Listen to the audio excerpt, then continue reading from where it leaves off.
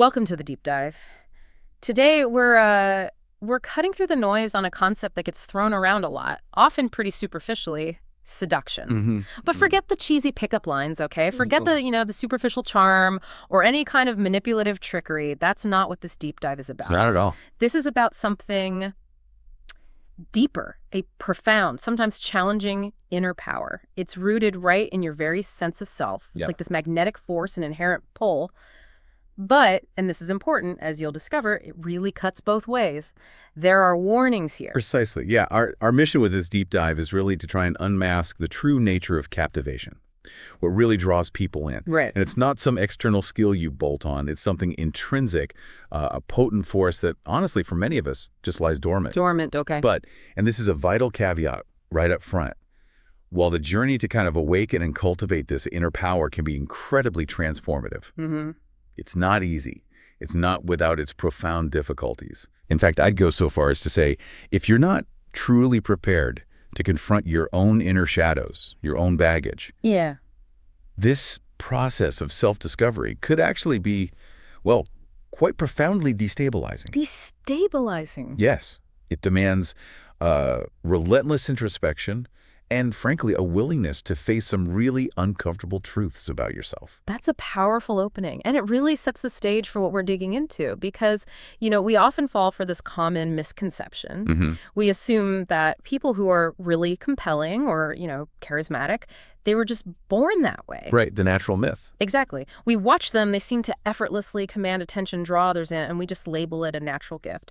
But the sources we looked at are really unequivocal on this. Genuine influences isn't a switch you flick. It is fundamentally your very being. It radiates from the core of who you are, not from some, rehearsed performance. And that's precisely where that initial warning becomes so relevant. Because if your very being, which really means your self-image, how you see yourself deep down, if that self-image is, as the source puts it, cracked, foggy, or weak, then any attempt you make to attract or connect or influence others, well, it's not just going to fall flat. It might actually repel them. Repel them? How so? Well, think of it like building a house. If the foundation is unstable, cracked. Yeah, the whole thing's shaky. Exactly. Anything you build on top is just destined to crumble eventually. Yeah. Years of unprocessed emotional stuff, baggage or ingrained negative thought patterns, maybe unhealed wounds from way back, all that can severely distort this foundational self-image.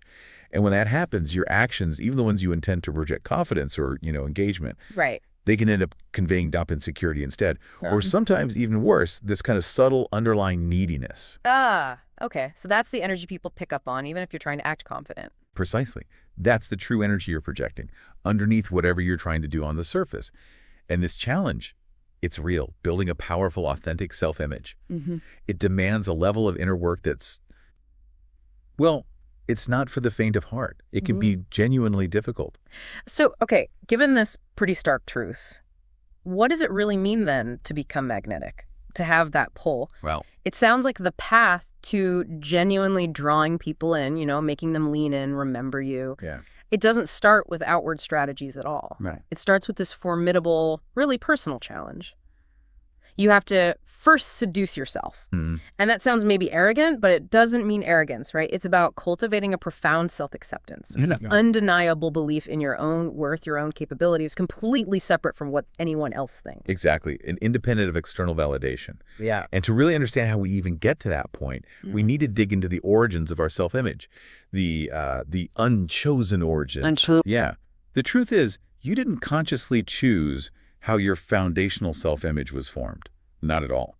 Imagine your subconscious mind like the core operating system of a computer, right from birth. Okay. From the moment you were born, this system was just wide open, absorbing everything like a sponge, every belief, every value, every judgment, from your family, your culture, your immediate environment, all of it. Just soaking it all in. Completely. And this wasn't a choice you made. It was essentially default programming being installed, creating the very framework of your identity, often completely beneath your conscious awareness. And what's really striking, and honestly a little unsettling when you think about it, is how early this all starts. Very early. By the time your conscious thought really kicks in, when you start reasoning and choosing, our sources suggest, kind of chillingly, the damage is already done. Yeah, that phrase really hits home. Doesn't it? We'd already absorbed certain ideas about ourselves as just fact, absolute truth. Maybe you absorbed that you weren't attractive enough or smart enough, or maybe just not truly worthy of love. Deep-seated beliefs. And ever since then, unconsciously, without even realizing it, we've been filtering every experience, every interaction, every bit of feedback through that lens to reinforce those initial pre-installed beliefs. It's a classic self-fulfilling prophecy playing out day after day. Wow, okay. And this leads us to another really critical warning from the material. Unless you consciously reconstruct your self-image, Consciously, okay. you'll continue trying to connect with people, trying to seduce them through this lens of insecurity. You'll find yourself craving validation from others instead of seeking genuine connection. So you'll be looking for approval, not really connecting. Exactly. You'll end up trying to manipulate situations or feelings, however subtly, rather than genuinely magnetizing people through who you are. Which brings up the huge question, though. If we've been programmed like this, practically from birth, Yeah. how on earth do we break free? How do we get out of this default, often really limiting programming? That's the million-dollar question, isn't it? It really is. And that question brings us right to what our sources describe as the war within. The war within. Okay. It's this constant, ongoing battle between your conscious mind and your subconscious mind.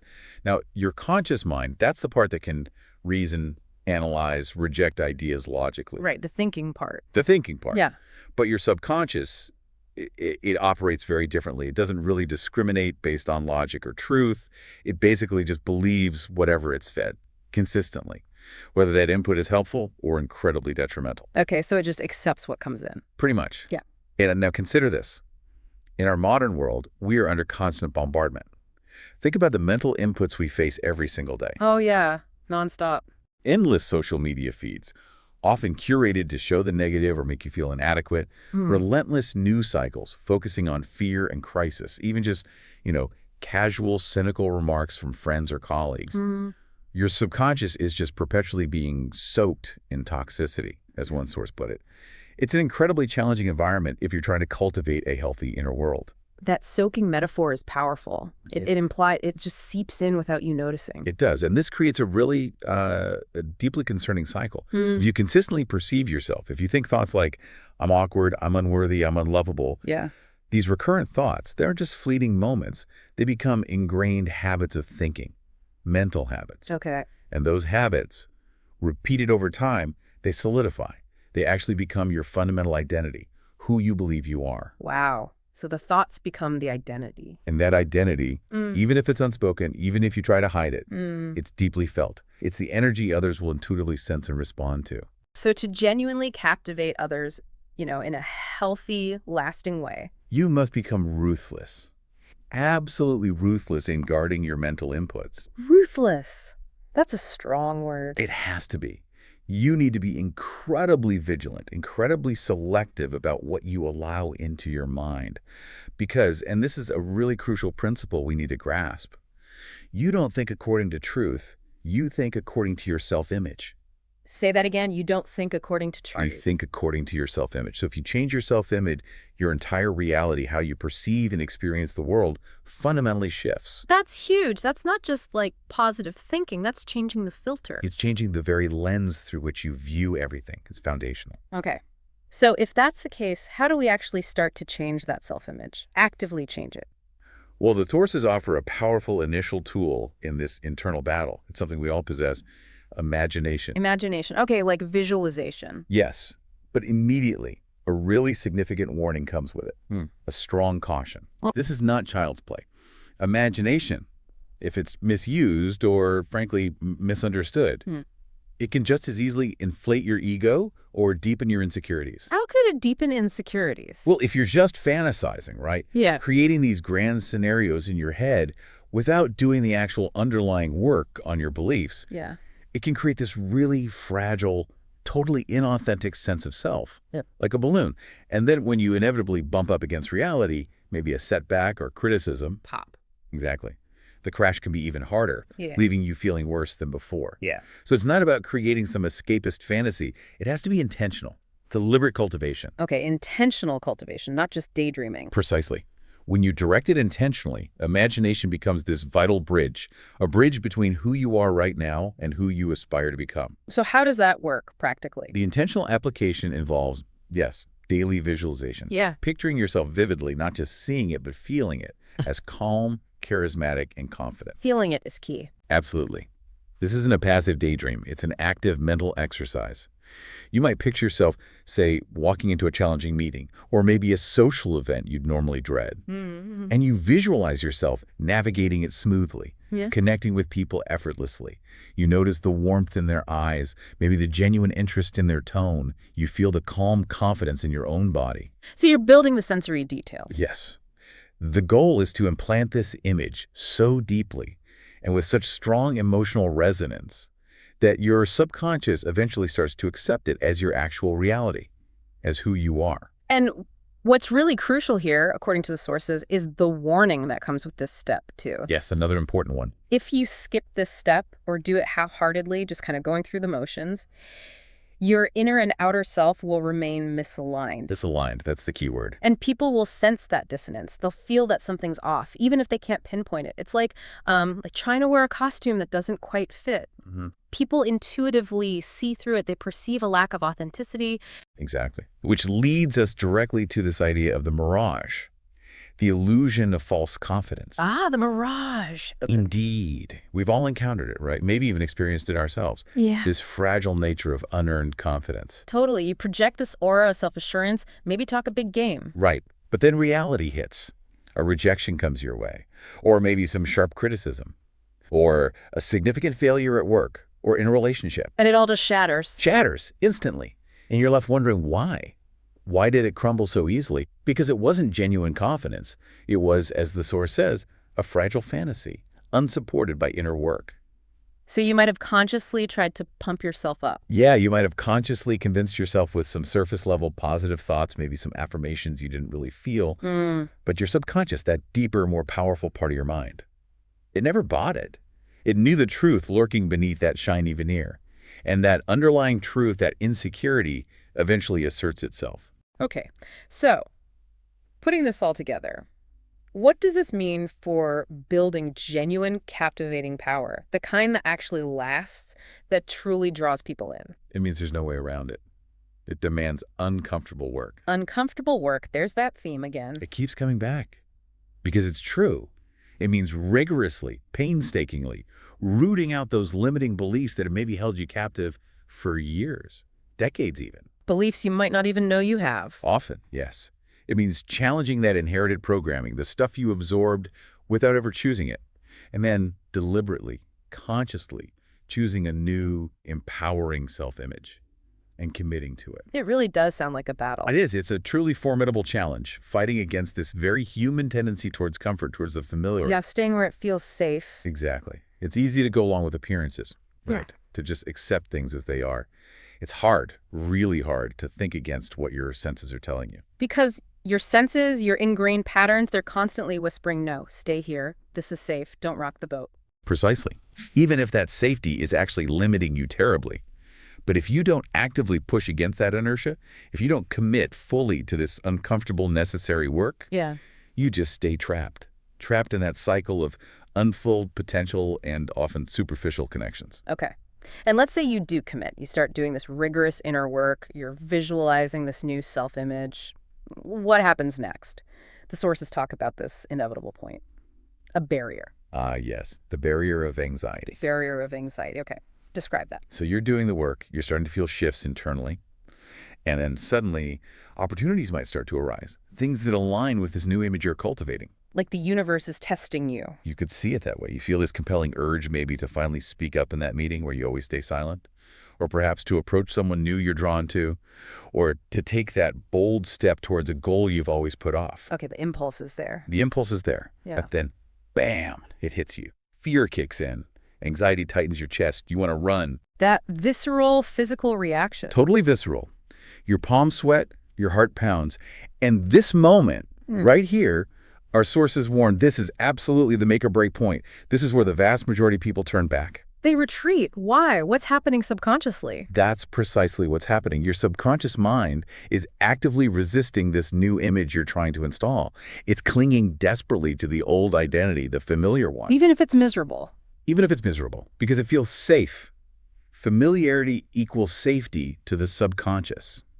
Acting on your new desired self-image feels inherently dangerous. Dangerous how? Not physically, right? Not physically, no, but dangerous because it threatens the part of you that's committed to staying small, the part that's maybe even addicted to mediocrity, because it knows how to navigate that. Wow. Addicted to mediocrity. That's harsh, but probably true for many. It resonates, doesn't it? And so people retreat. It's almost incredible, really, how the subconscious can orchestrate things to avoid this discomfort. Suddenly you feel too tired, or you invent urgent reasons why now isn't the right time. You might even get genuinely sick. Self-sabotage. Classic self-sabotage, all orchestrated unconsciously to avoid that gut-wrenching anxiety of growth, to keep you safely trapped in the familiar zone. Okay, so if that fear, that anxiety is so intense, so visceral, how do you possibly push through it? What's the key? The key, the sources tell us, is deceptively simple in words but incredibly difficult in practice. Despite the overwhelming anxiety, despite every cell in your body screaming, retreat, you have to take action anyway. Take action while feeling the fear. Exactly. You must, as one source vividly put it, enter the cave you fear. You speak, you move, you do the thing, even while you're afraid, even while your hands are shaking. That sounds terrifying. It is terrifying initially, but here's what happens. Each time you force yourself, and it often feels like forcing at first, to take action that aligns with your desired self, despite the fear, two critical things occur. Okay, what are they? First, the fear starts to lessen. Each time you face it and survive, it loses a little bit of its power over you. It recedes incrementally. Okay, exposure therapy. In a way, yes. Yeah. But second, and perhaps more profoundly, the new self-image gets embedded deeper into your subconscious. It's like you're proving to your subconscious through action that this new way of being is viable, it's real. So the action reinforces the image. Precisely. Eventually, with enough repetition of taking scary action, that action starts to feel less scary. It becomes more natural, more effortless. And that is when your energy truly shifts. That's when people around you start to feel something different about you, something powerful and unexplainable. Okay, that makes sense. But there's another layer of warning here, isn't there? Something about not really knowing ourselves. Ah, yes. Before you get too comfortable thinking you've got it all figured out, here's another crucial, humbling warning. You are a mystery to yourself. A mystery to myself. What does that mean? It means don't fool yourself. Don't assume you understand why you feel the things you feel. The sources are blunt. Most of your emotional reactions have nothing to do with the present moment. Nothing. That's a big claim. It's provocative, but think about it. The source gives this really potent example. You get some criticism, maybe constructive, maybe not, and you feel this deep, disproportionate rage boiling up. Yeah, an overreaction. Exactly. That intense rage. It isn't really about the person criticizing you right now. That's about an old, unhealed wound from your past resurfacing. Like what? Maybe it's about, as the source suggests, your father who never said you were enough, or some past humiliation you never processed. It's your inner child still screaming for validation that it never received back then. So your current self is basically acting out an old script from childhood. Often, yes. Your present self is reacting violently to a past hurt that's been triggered. And it's a really dangerous trap to remain unaware of these deep-seated emotional patterns and their origins. Okay, and what are the consequences of staying unaware of this self-deception? The consequences are grave, honestly. If you don't dig into the roots of your emotions, if you don't understand where these intense reactions truly come from, you will inevitably project your pain onto others. Projecting. You'll misinterpret neutral comments as attacks. You'll misread situations constantly, seeing slights or judgments where none actually exist. You'll find yourself pushing people away, sabotaging relationships. Right, because you're reacting to ghosts. Exactly. And, most crucially for our topic today, your attempts to seduce, to genuinely connect, to draw people in authentically, they will backfire. They just won't resonate. Why? Because they'll be clouded, tainted by your own unresolved pain and insecurity. So what's the takeaway here? What does this demand in practice? It demands that daily introspection is mandatory, not optional. Mandatory. Daily? Okay. Like what? Journaling? Meditating? It could be those things, but fundamentally it means actively asking yourself constantly, Why did I react that way just now? Why did I feel that intense surge of emotion? What old wound, what past experience is this situation poking at? Getting curious about your own reactions. Extremely curious. Without judgment, ideally, just observing and questioning. And the final warning on this step.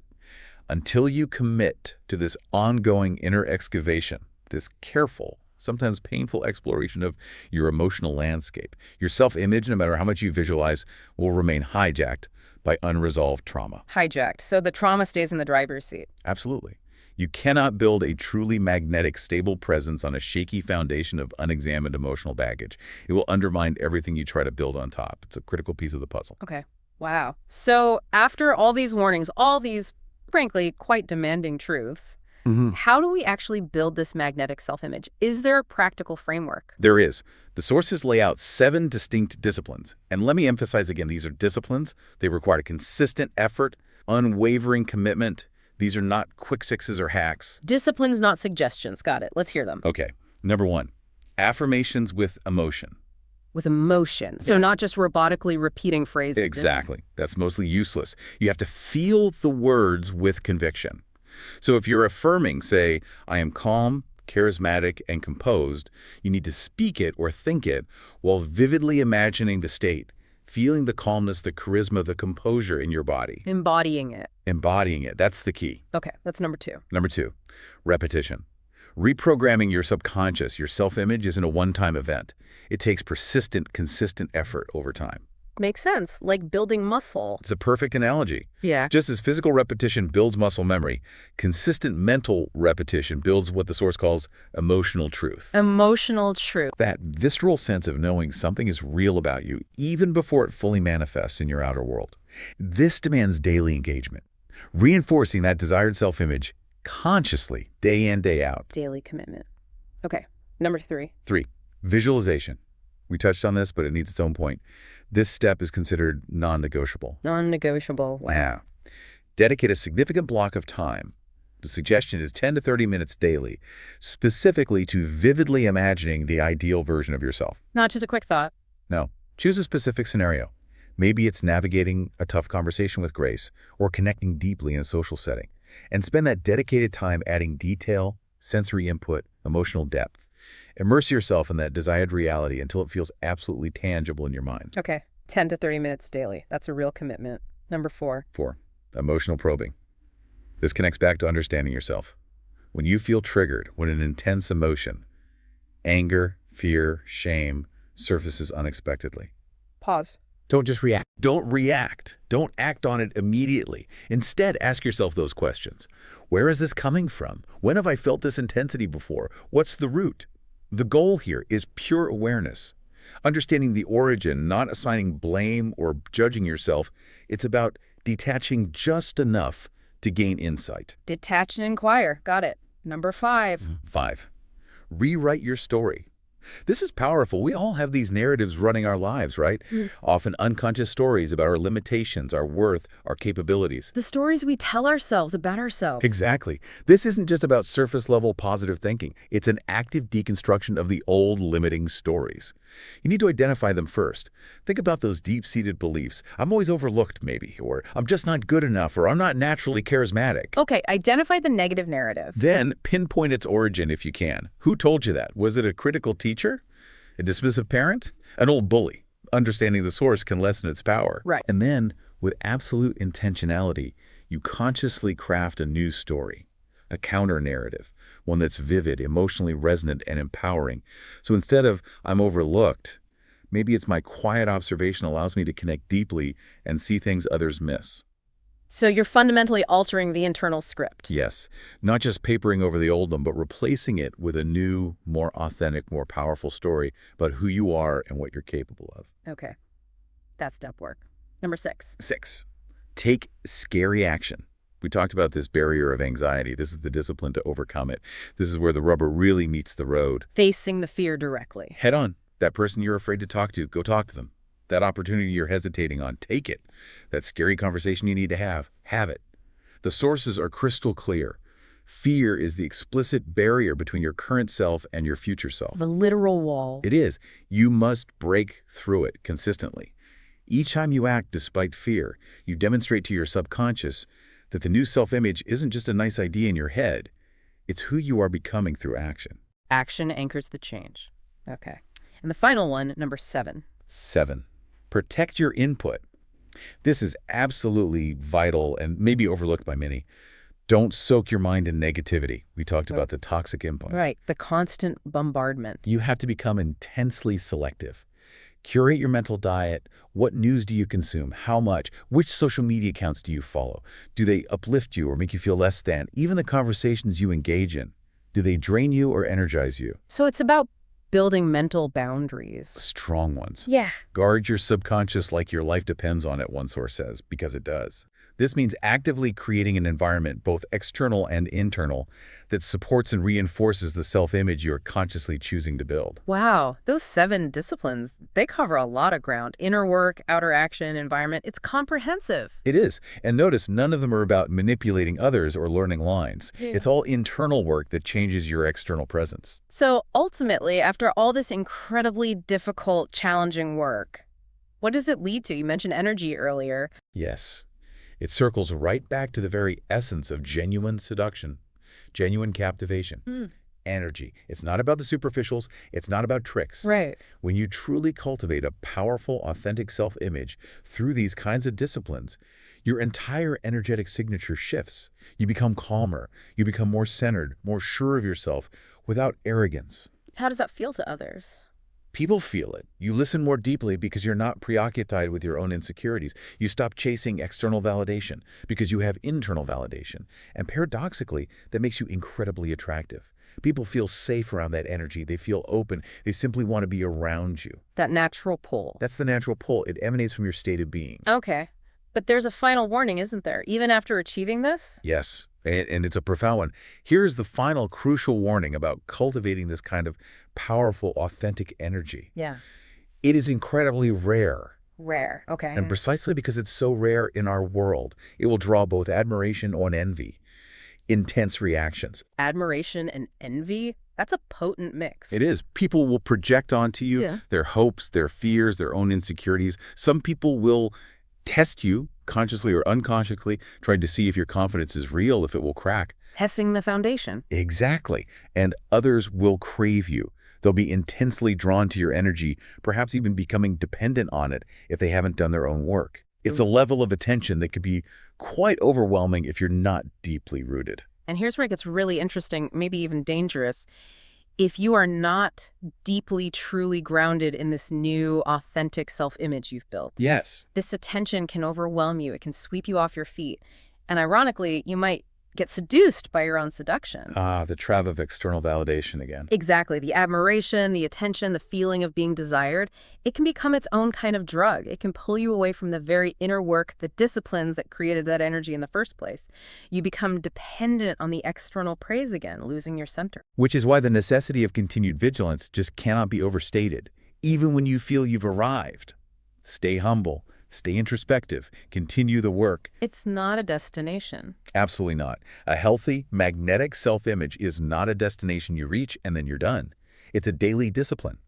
Like tending a garden, as you said, it requires constant attention, weeding out negativity, nurturing the positive to ensure it continues to flourish and doesn't get overgrown or neglected. So the work never really ends. The deep inner work doesn't end, no. Because life keeps happening, challenges arise. Maintaining that core strength is an ongoing practice. And let's be clear, there are absolutely no shortcuts on this path. Anyone out there selling you instant confidence, any program promising a quick fix to transform your presence overnight, is lying. They're selling a fantasy. They're selling a fantasy, likely tapping into that desire for an easy way out. Building authentic, non-manipulative, truly captivating power requires time, effort, discomfort, and, as one source put it rather dramatically, deep inner turmoil. Facing your stuff. Emotional bloodshed, even. Yes. It is a profound, demanding inner journey. But the rewards, they are unparalleled. And what is that ultimate reward? You can feel it, can't you, when you meet someone who has actually done this work? Oh, absolutely. It's palpable. You feel it immediately. They walk into a room and there's just a presence. They don't need to prove anything. They aren't performing for anyone. They're not trying hard. No, they just are. Their groundedness, their genuine self speaks volumes, far louder than any words or calculated actions ever could.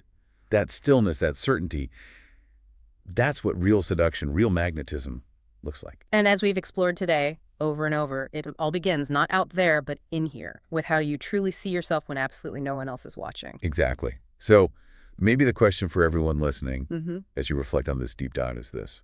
Are you brave enough? Mm. Are you willing to do the uncomfortable work to truly build a self-image that people can't help but be drawn to? Mm. Or will you choose to stay safe, perhaps, but ultimately remain trapped, always wondering in the shadow of the person you could have become? A very powerful question to sit with. Thank you for joining us on this really intense deep dive into the true nature of seduction and self-image.